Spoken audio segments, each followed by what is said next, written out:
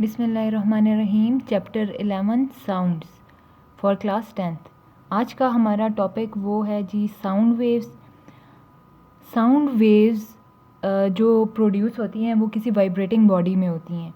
यानी कि अगर कोई बॉडी एयर में वाइब्रेट कर रही हो तो जो उसके आसपास के जो मॉलिक्यूल्स हैं वो भी वाइब्रेट करेंगे। इस तरह एक सेंसेशन ऑफ साउंड यानी कि साउंड का एहसास, आवाज़ का एहसास पैदा होगा हमारे कानों में। जब वो वाइब्रेशन हमारे कानों तक पहुंचेगी तो हमें एक आवाज़ का एहसास होगा जैसे हम किस चीज़ को सुन रहे हैं। For example, in a guitar, sound is produced due to variations of the strings. जो ये आप गिटार इस पिक्चर में देख सकते हैं, इधर इसमें स्ट्रिंग्स लगी होती हैं। जैसा ही जो गिटारिस्ट है वो इन स्ट्रिंग्स को मूव करेगा तो एक वाइब्रेशन प्रोड्यूस होगी। ये वाइब्रेशंस जो है ये जब हमारे कानों तक पहुँचती हैं तो हमें कोई साउंड सुनाई देती है। Our voice results from the vibration of our vocal cords. जो हम बोल रहे हैं और जो साउंड प्रोड्यूस हो रही है ये हमारे जो वोकल कॉर्ड्स हैं इनकी वाइब्रेशन से होती है। इसी तरह जो ह्यूमन हार्ट है and the vibration of other organs like lungs, ये भी हमें हमारी साउंड प्रोड्यूस करें क्योंकि ये भी वाइब्रेशन से होते हैं। और ये डॉक्टर जो हैं इनकी वाइब्रेशन को सुनने के लिए, जो वाइब्रेशन से जो साउंड प्रोड्यूस होती है उसको सुनने के लिए स्टेथोस्कोप का इस्तेमाल करते हैं। अब हम एक एक्टिविटी करेंगे जिसमें साउंड प्रोड्यूस होगी इन अ वाइब्रेटिंग बॉडी। साउंड को जब भी प्रोड्यूस करना है उसके लिए वाइब्रेशन का होना मस्ट है। जैसे हम इस एक्टिविटी में देखते हैं, ये आपको नज़र आ रहा है जी, एक ट्यूनिंग फॉक है।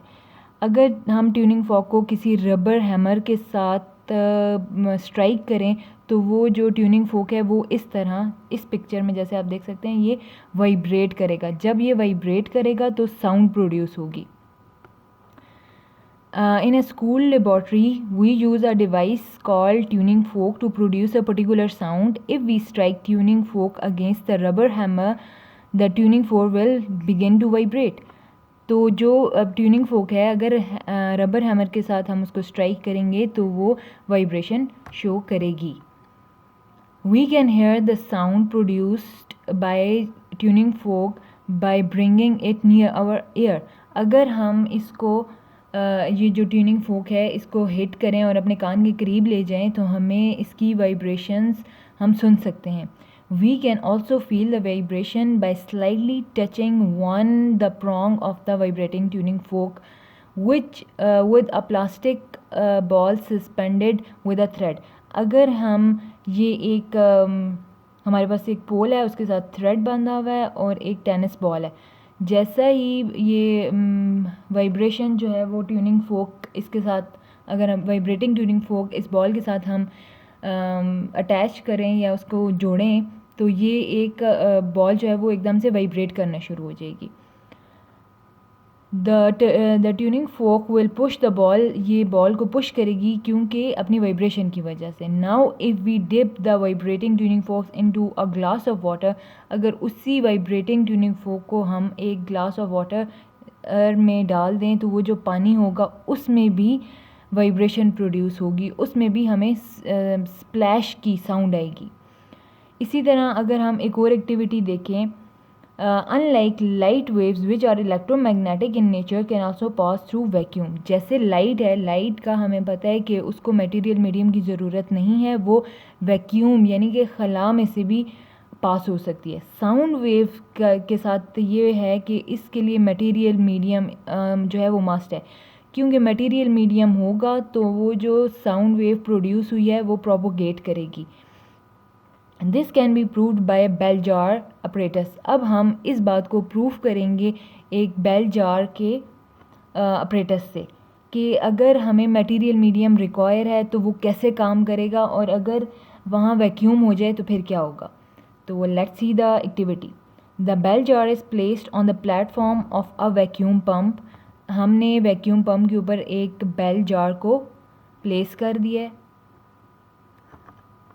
जैसे कि आप यहाँ पे देख सकते हैं कि ये बेल जार है, इसको हमने बैटरी के साथ कनेक्ट किया है, ये वैक्यूम पंप है और ये पावर सप्लाई है।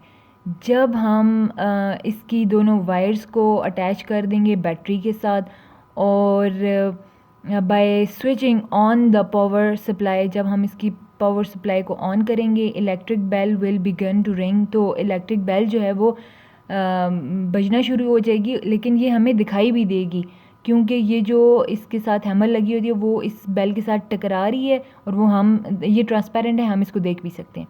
We can hear the sound of the bell, हमें आवाज़ आ रही है कि ये बेल बज रही है। अगर हम आहिस्ता आहिस्ता इस वैक्यूम पंप से, जो इस जार के अंदर बेल जार है ना, इस जार के अंदर से अगर हम आहिस्ता आहिस्ता वो एयर को एवोकेट करते रहेंगे, निकालते रहेंगे, तो फिर क्या होगा कि आहिस्ता आहिस्ता इसकी आवाज़ स्लो होगी और इतनी स्लो होगी कि ये बिल्कुल ख़त्म हो जाएगी। जब बिल्कुल एग्जैक्ट वैक्यूम हो जाएगा अंदर, तो ये हमें सुनाई देना बंद हो जाएगी, लेकिन तब भी ये स्ट्राइकिंग, जो बेल की स्ट्राइकिंग है वो जारी रहेगी। बेल बज रही है लेकिन हमें उसकी आवाज़ नहीं आएगी। इससे ये प्रूफ होता है कि साउंड को प्रोपोगेट करने के लिए मटेरियल मीडियम की ज़रूरत है। Thank you.